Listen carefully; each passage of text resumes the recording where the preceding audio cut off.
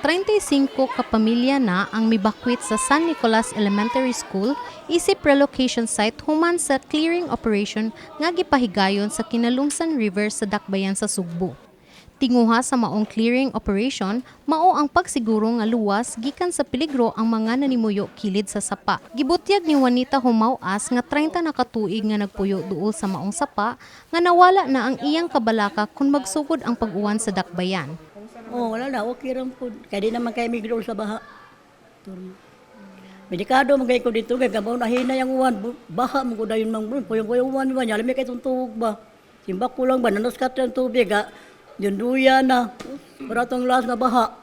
Dugang ni Humaw-As nga kung mabalhin na sila sa pasalig nga relocation site sa SRP, ang problema na sab sa panginabuhian ang ilang sa gubangon, hinungdan nga buot nilang magpatabang sa city government. Sa ako lang yung bahin, ma'am, kung layo na yung kaya relocation, good, financial lang yung kung paano, kaya kung layo na kapag ginabuhi na ko, nambol sa tabunok. So kayo, magpriti-priti, dami na gabi na kayo. Paano na mo ang relocation, kung unsa ba, sa matanaw namin sa relocation, kung makuyo sa dami.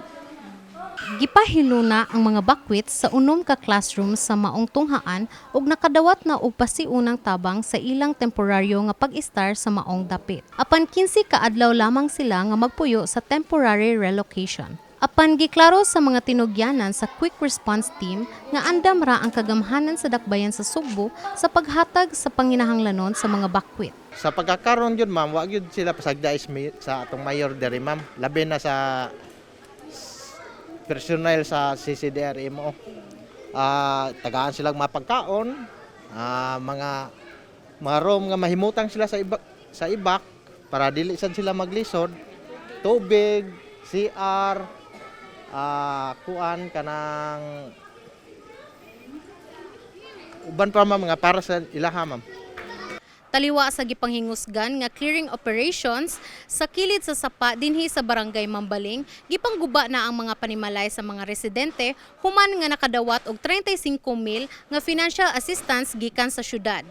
Duna pay pipila ka mga residente daplin sa Kinalumsan River ang naghinay-hinay na sab og panghipos sa ilang mga gamit ug voluntaryo nga miguba sa ilang panimalay, ilabi na nga padayunon pa ang clearing operations kilid sa maong sapa. Actually, naanami na balay nga natukod sa Inayawan, naplit ni sa seaside. Before pa nagkuan din nga magdemolish mi, nag-start na mi dito nga na kuan lang jud ko karon kay ora-orada ang pagkuan, although gi-inform me nga demolish jud mi. Nag-agad ra sad bidis sa gitrabaho diya sa unahan ba. Wala tay mahimo. Pilit bisag tuod daghang memories ning balaya, dali makabalay. Bisag payag. Alang sa My TV Cebu, kini si Denise Terin, HNU.com intern.